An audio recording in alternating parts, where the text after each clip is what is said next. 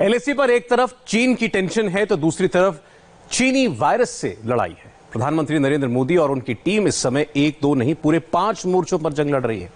आज प्रधानमंत्री और गृहमंत्री ने 130 करोड़ हिंदुस्तानियों को भरोसा दिया कि बॉर्डर हो या वायरस, उनकी सरकार हर फ्रंट पर अलर्ट है।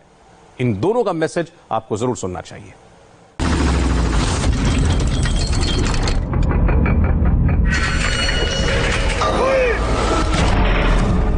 लद्दाख में भारत की भूमि पर आंख उठाकर देखने वालों को करारा जवाब मिला है।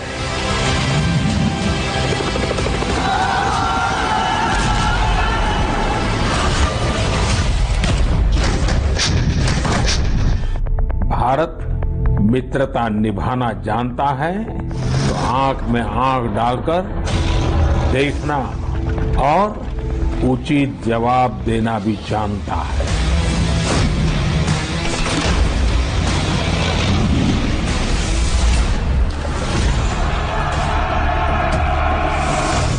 कोरोना काल में युद्ध काल चल रहा है। एक नहीं कई फ्रंट पर युद्ध लड़ रहा है भारत। घबराना नहीं है, हिम्मत और ताकत से आंख में आंख डालकर दुश्मन को धूल चटाना है। प्रधानमंत्री ने यह मैसेज पूरे देश को दे दिया है।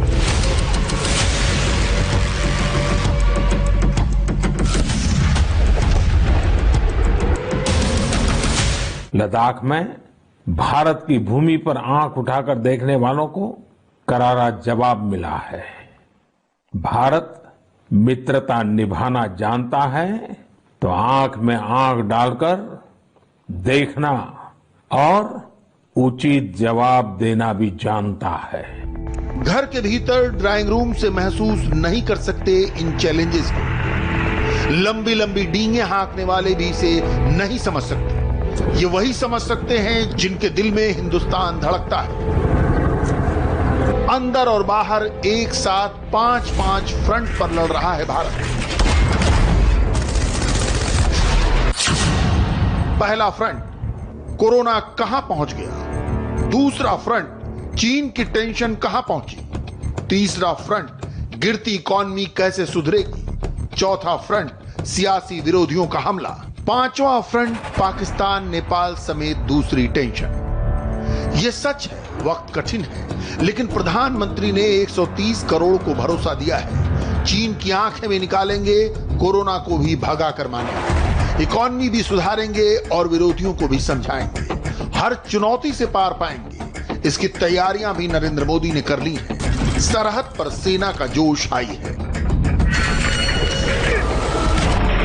घर के भीतर भी विरोधियों को जवाब देने का पूरा प्लान रेडी है, क्लियर है। न सरहद पर न घर के भीतर होगा सरेंडर।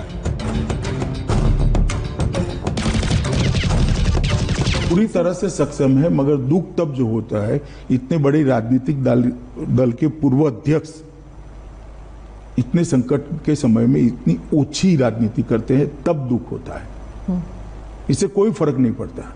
वो उनके लिए आत्मचिंतन का विषय है। इनके हैशटैग को पाकिस्तान और चीन आगे बढ़ा रहा है, मेरे लिए नहीं है। कांग्रेस पार्टी के लिए चिंता का विषय है कि इनके नेता के हैशटैग को पाकिस्तान और चीन बढ़ावा दे रहा है। आप ऐसी बात करते हो जो पाकिस्तान और चीन पसंद करता है, और ऐसे संकट के समय में जी पार्लियामेंट होनी है, चर्चा करनी है तो आइए करेंगे। 62 से लेकर आज तक 2-2 हाथ हो जाए, कोई नहीं डरता चर्चा से। मगर जब देश के जवान संघर्ष कर रहे हैं, सरकार एक स्टैंड लेकर ठोस कदम उठा रही है, उस वक्त पाकिस्तान और चीन को खुशी हो इस प्रकार के स्टेटमेंट देना किसी ने नहीं करना चाहिए। गृह मंत्री अमित शाह की नसीहत कांग्रेस को है, खासतौर से राहुल गांधी को, जो लगातार मोदी सरकार पर हमलावर है। कांग्रेस ने आरोप लगाया था कि मोदी सरकार चीन और कोविड दोनों पर सरेंडर कर चुकी है। इन आरोपों का जवाब आज टीम मोदी की ओर से आया, जिसमें कोविड को लेकर मोदी सरकार क्या कर रही है उसका पूरा हिसाब डेटा के साथ गृह मंत्री ने दिया। कोरोना के खिलाफ भारत सरकार ढंग से लड़ी है। मैं राहुल जी को एडवाइस नहीं दे सकता, उनको एडवाइस देने का काम उनकी पार्टी के नेताओं का है। और मैंने पहले भी कई इंटरव्यू में कहा कि कुछ वक्रदृष्टा लोग होते हैं, उनको सीधी बात भी वक्र दिखाई पड़ती है।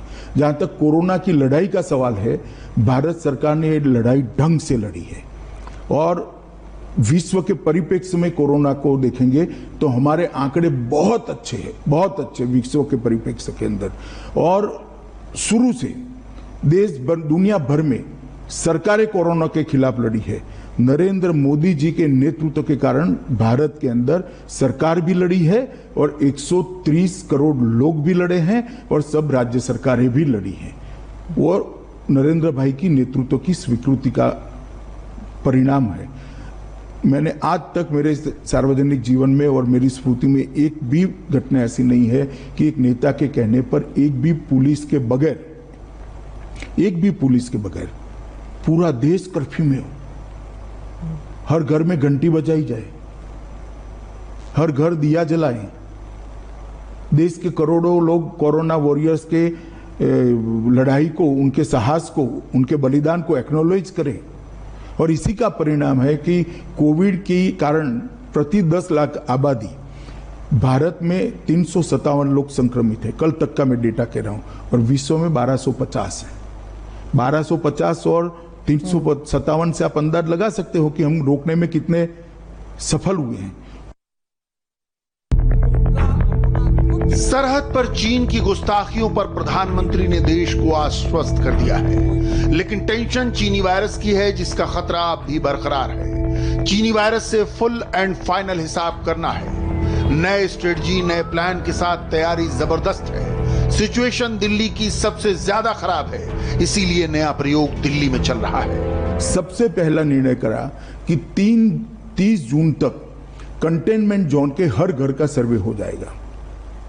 इसमें हल्का सा भी लक्षण है जिसमें कोरोना का खांसी भी है, जुकाम है, बुखार है, कुछ भी है, सर दर्द है, सूंघने की क्षमता चली गई है, टेस्ट चला गया है, ये सारे लोगों की सूची तैयार करी और हमने मास लेवल पर टेस्टिंग बढ़ाया। पहले मैं बाद में टेस्टिंग पर आऊंगा, मगर मास लेवल पर टेस्टिंग बढ़ाया और मुझे भरोसा है कि ये 30 तारीख तक हम पूरा कंटेनमेंट जोन का टेस्टिंग कर देंगे और बाद में 21 जुलाई को तय किया कि पूरे दिल्ली का हाउस टू हाउस सर्वे करेंगे, जिसको थोड़ा सा भी कोरोना का भय हो उसका टेस्टिंग किया जाए और कम से कम उसको आइसोलेशन में डालने से वो फैलाए नहीं। जो लोग कोविड को लेकर सरकार की तैयारियों पर सवाल उठा रहे हैं, उन्हें गृह मंत्री अमित शाह को जरूर सुनना चाहिए। कैसे दिल्ली में कोविड की लड़ाई लड़ी जा रही है, फुल कोऑर्डिनेशन है, कोई पॉलिटिक्स नहीं, कोई कंफ्यूजन नहीं। कोरोना के खिलाफ मोदी और केजरीवाल टीम एक साथ फुल एक्शन में है। कोई खींचातानी नहीं है, बिल्कुल। मैं आपको आंकड़ों के आधार पर बता सकता हूं कि परिस्थिति कंट्रोल में। दिल्ली सरकार ने हमें कहा था कि भाई एम्बुलेंस बढ़ानी है, ऑक्सीजन सिलेंडर बनाने हैं, वेंटिलेटर बनाने। हमने 500 ऑक्सीजन सिलेंडर इमीडिएटली दे दिए, 10,000 के करीब ऑक्सीनोमीटर दे दिए, 440 वेंटिलेटर दे दिए हैं और भी जरूरत पड़ेगी तब देते जाएंगे। और एम्बुलेंस के लिए भी दिल्ली सरकार को अधिकृत किया गया है कि वो ओला, उबर और ऐसी कंपनियों के साथ मिलकर एम्बुलेंस की व्यवस्था करे और ये अच्छे से चल रहा है। सबसे आपको ताजुब होगा, सबसे बड़ी खराब परिस्थिति डेड बॉडीज की थी।